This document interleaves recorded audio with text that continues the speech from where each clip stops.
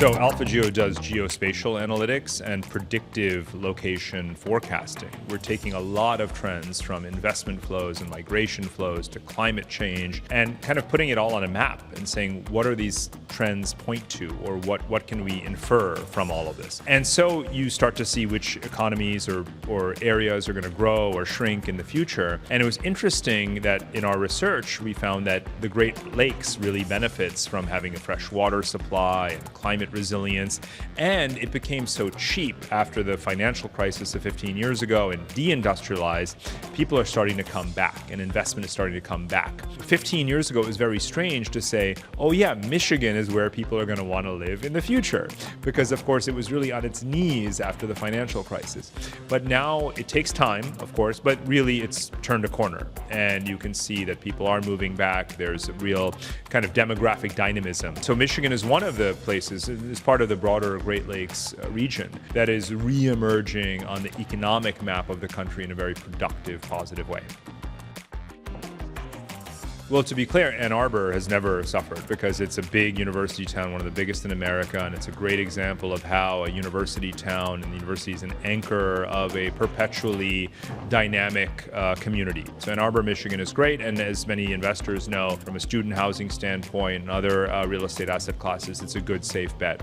I've been to Grand Rapids recently, and I've really seen, again, what I'm calling this industrial renaissance. Some pretty advanced companies that are doing manufacturing and other kinds of goods and pharmaceuticals and so forth are anchoring there, and you're seeing the economy growing, skilled labor and families taking up residence there, and of course Detroit. And having gone to Detroit a few times now, I'm really impressed with the downtown rehabilitation and other kinds of projects there, and it has like a great young, innovative, entrepreneurial urban vibe. So definitely I'm very long. And look, not every state has at least three kind of, key economic hubs, and Michigan has 3 or 4, which is a really, really promising sign. The demand for automobiles is still very strong in the United States, and of course the US wants to make more of the overall components through the assembly process of the finished vehicles, rather than have the chassis of an automobile move across borders 12 times and primarily be assembled in Mexico.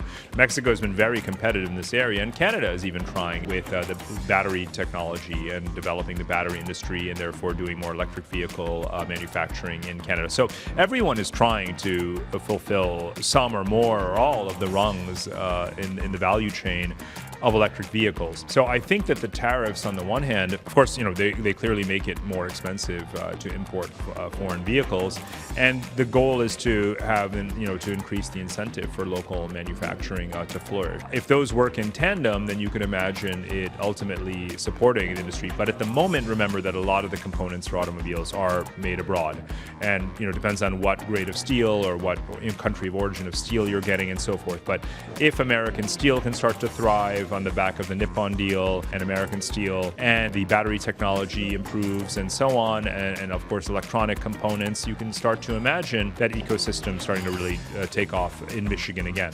Well, so the Great Lakes is quite literally one of the most climate resilient regions of the planet, because the Great Lakes themselves are the largest inland freshwater supply on the planet Earth. And of course, at the same time, ironically, it's a region that was hit very hard by the financial crisis and more broadly globalization and deindustrialization and offshoring of technology. But now Michigan, as the real hub of the Great Lakes region, is experiencing a bit of a renaissance. So it has that climate resilience as much or more than any other state in the country or any other place in the world, but is also experiencing an economic revival at the same time. So where you get an economic revival and people starting to return and climate resilience together, you have all the elements for a place to be, not necessarily the powerhouse that it was in the mid-20th century, but certainly restored in its role as a real anchor of American industry. Yeah, Michigan is definitely a market for real estate investors to be looking at. They can be looking at it from the standpoint of industry, as of course, again, you've got manufacturing and a revival there in various sort of industrial categories. I would look at it definitely from a real estate, from a residential standpoint, multifamily in places like Detroit, and of course rehabilitation of the blighted real estate in the greater Detroit area for single family homes. So either SFR, BTR, or just as a broader single family market. So I think residential industrial are going to be really strong in Michigan.